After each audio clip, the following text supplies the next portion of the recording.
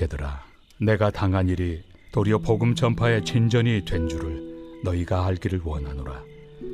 이러므로 나의 매임이 그리스도 안에서 모든 시위대안과 그 밖의 모든 사람에게 나타났으니 형제 중 다수가 나의 매임으로 말미암아 주 안에서 신뢰함으로 겁없이 하나님의 말씀을 더욱 담대히 전하게 되었느니라.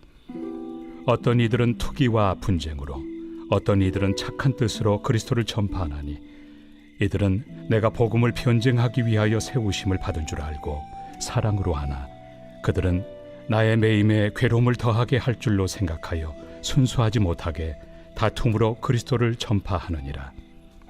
그러면 무엇이냐? 거칠애로 하나 참으로 하나 무슨 방도로 하든지 전파되는 것은 그리스도니 이로써 나는 기뻐하고 또한 기뻐하리라. 이것이 너희의 간구와 예수 그리스도의 성령의 도우심으로 나를 구원에 이르게 할 줄을 아는 고로 나의 간절한 기대와 소망을 따라 아무 일에든지 부끄러워하지 아니하고 지금도 전과 같이 온전히 담대하여 살든지 죽든지 내 몸에서 그리스도가 존귀하게 되게 하려 하나니 이는 내게 사는 것이 그리스도니 죽는 것도 유익함이라. 그러나 만일 육신으로 사는 이것이 내일의 열매일진데 무엇을 택해야 하는지 나는 알지 못하노라. 내가 그 둘 사이에 끼었으니 차라리 세상을 떠나서 그리스도와 함께 있는 것이 훨씬 더 좋은 일이라 그렇게 하고 싶으나 내가 육신으로 있는 것이 너희를 위하여 더 유익하리라. 내가 살 것과 너희 믿음의 진보와 기쁨을 위하여 너희 무리와 함께 거할 이것을 확실히 아노니 내가 다시 너희와 같이 있으므로 그리스도 예수 안에서 너희 자랑이 나로 말미암아 풍성하게 하려 함이라. 오직 너희는 그리스도의 복음에 합당하게 생활하라. 이는 내가 너희에게 가보나 떠나 있으나 너희가 한 마음으로 서서 한 뜻으로 복음의 신앙을 위하여 협력하는 것과 무슨 일에든지 대적하는 자들 때문에 두려워하지 아니하는 이 일을 듣고자 함이라. 이것이 그들에게는 멸망의 증거요 너희에게는 구원의 증거니 이는 하나님께로부터 난 것이라. 그리스도를 위하여 너희에게 은혜를 주신 것은 다만 그를 믿을 뿐 아니라 또한 그를 위하여 고난도 받게 하려 하심이라. 너희에게도 그와 같은 싸움이 있으니 너희가 내 안에서 본 바요 이제도 내 안에서 듣는 바니라.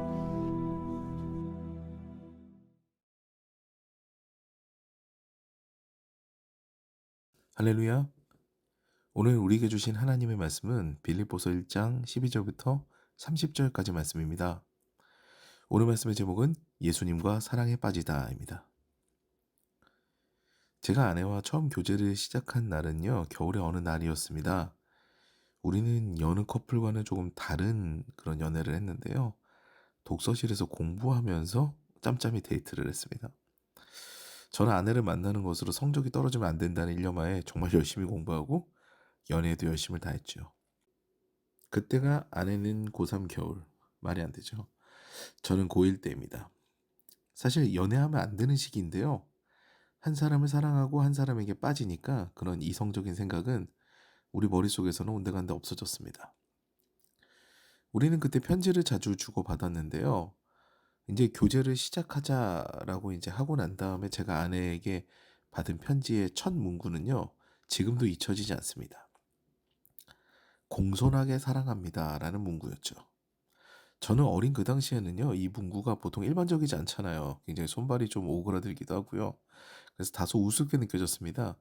공손하게 사랑한다는 게 무슨 말일까? 어떤 의미지? 라면서 크게 의미 부여를 하지 않았었어요. 그런데 지금에 와서도 이 문구가 잊혀지지 않는 것은요. 아내가 저를 심히 존중한다라는 그런 느낌을 받기 때문입니다. 그래서 아내의 이 문구가 머리에 떠오르면요. 저 역시도 아내에게 고개가 숙여지고 존중해야겠다라는 마음이 들게 되죠. 오늘 본문인 빌립보서 1장 후반부를 보면은요. 사도 바울이 얼마나 예수님을 존중하고 있고 자신의 인생보다 예수님의 증인된 삶을 사는 것을 사랑하는지를 잘 알 수가 있습니다. 예수님을 믿는 사람들을 핍박하고 심지어 죽이려고 선동했던 사람이 바로 청년 사울이었습니다. 그런데 다메섹 도상에서 예수님을 만나고 난 후에요. 그는 다시 태어납니다. 자신이 핍박했던 예수님이 자신을 존중하며 사랑하고 증인으로 삼으려고 한다는 사실에 감격한 그는요. 이름을 바울로 고치고 예수님의 사도로서 일생을 살아가게 됐죠. 오늘 본문을 비롯해서요. 4대 옥중 서신인 에베소서, 빌립보서, 골로새서, 빌레몬서는요. 모두 바울이 로마에서 겪었던 1차 투옥 기간에 기록된 책입니다. 그는 사도행전 말미에 기록된 것과 같이 로마로 간 뒤에요. 가택 연금 상태로 재판을 기다립니다. 사도 바울은 로마 시민권자였기 때문에요. 여느 죄수와는 대우가 달랐죠. 다소 자유로운 상황에서요. 사람들을 만나기도 하고 편지도 쓰면서 2년여의 시간을 보냅니다. 빌립보서도요. 그때 기록된 책이에요. 후에 사도 바울은요. 그를 고소했던 사람들이 찾아오지 않아서 풀려나게 됩니다. 그 전승에 의하면은요. 그 풀려난 후에 지금의 스페인인 서바나 선교와 다시 동방으로 돌아와서 동방 선교를 활발하게 하다가 또다시 투옥되게 되고 그때 지금의 세분수 교회 자리에서 순교하게 됩니다.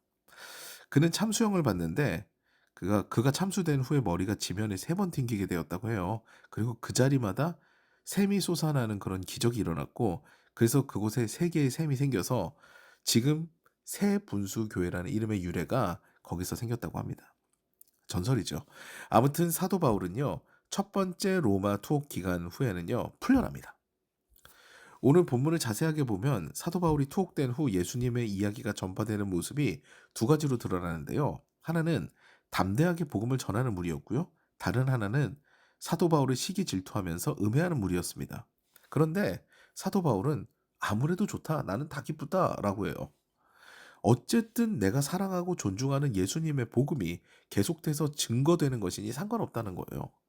사도 바울을 음해하는 무리들은요, 의도적으로 예수님의 복음을 전하게 되는데 그것은 그 당시 시대상과 맞물려서 진행됩니다. 그 당시 세상의 왕이 누구였을까요? 바로 로마의 가이사였습니다. 사도 바울이 다른 왕, 로마의 가이사가 아닌 다른 왕, 그것도 먼 유대 땅에서 죽은 청년 예수가 왕이요 메시아라는 사실을 증거한다는 내용을 계속해서 이야기해서 사도 바울이 옥살이를 길게 하거나 아니면은 사도 바울이 더 큰 벌을 벌게 하려는 의도가 이들에겐 있었어요. 그런데 이 일은요, 우습게도 사도 바울을 음해하려고 시작했지만 결국 복음이 증거되는 놀라운 역사가 됩니다. 그래서 사도 바울은요, 이것 또한 기쁘다라고 한 거죠. 사도 바울의 이어진 메시지는요, 우리를 더욱 놀랍게 하는데요.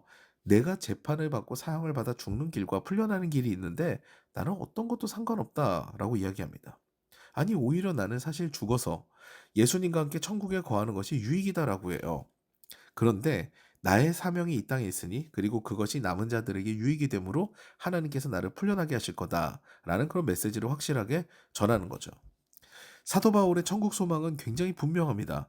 내가 이 땅의 삶이 너무 힘들고 어렵고 비참하고 처절해서 나는 빨리 천국을 가고 싶다. 이런 게 아니에요. 그의 삶은요, 사실 굉장히 비참하기까지 할 정도로 처절합니다. 전승에 의하면 외모는 비루했고 뇌전증을 앓고 있었으며 혼인도 그의 삶에는 없었습니다. 결혼하지 못했어요. 그런데다 순회 선교사로 평생을 산 바울입니다. 게다가 40에 하나 감한매를 5번이나 맞았으면서 감옥에도 몇 번이나 드나든 사회적으로 보면 전과자죠. 그런데 그는요, 예수님과 진지한 사랑에 빠진 자였습니다. 그가 천국에 가고 싶은 것은요, 사랑하고 존중하는 예수님과 함께하고 싶은 이유. 딱 그거 하나였죠. 하지만 그는요, 그 일이 미뤄질 걸 알았습니다. 하나님이시면서 사람을 사랑하여서 이 땅에 오시고 생명을 주신 예수님. 그분과 사랑에 빠진 사도답게요. 그는 자신의 유익 대신에 다른 이들의 유익을 위해 또다시 선교의 열정을 불태웁니다. 풀려날 걸 알고 있었던 거죠. 다른 이들을 격려하고 자신이 다시 복음의 선두에 설 것을 이야기하는 거죠. 이것이 예수와 사랑에 빠진 자의 삶입니다. 사랑하는 여러분, 2024년은요, 더사랑교회가 예수님과 사랑에 빠지는 한 해가 될 겁니다. 예수님의 삶을 조명하며 깊이 복음서를 묵상하고 나면요, 우리 또한 사도 바울과 같이 복음의 열정에 불타는 삶, 기쁨의 천국 소망으로 살아가는 삶을 살게 될 것입니다. 오늘도 사랑하는 예수님을 기억하며 존중하고 함께하는 하루를 시작하시는 저 여러분 되시기를 주님의 이름으로 축원합니다.